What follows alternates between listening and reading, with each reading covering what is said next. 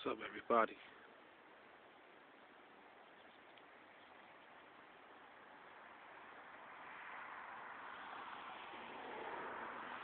Briefly, just want to give you a little description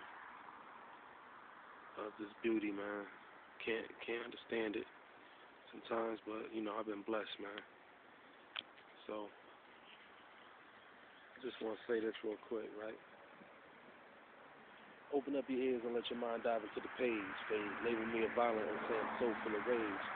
Keep me in a cage thinking that's going to change me, but they got it all wrong, because now I'm really angry. And I'm never going to stop until they hang me. Failure and pain is what motivated me to be a better criminal than anyone else could ever be, but no longer am I bound. Soon to rise from prison silently and sound. Had to educate myself because my freedom is profound. That means first and foremost coming second to none. Educated myself from the leafless to the deadliest, because now I use my mind as the gun. I can't see into the future, but I predict that I won, because my conscience already handled the weight of a ton. I once had a passion for thrashing when my ego and pride commenced to clashing, but that's old fashioned like a late 60s dance. Holla if you hear me when I tell you that this is truly my first chance. Stay through.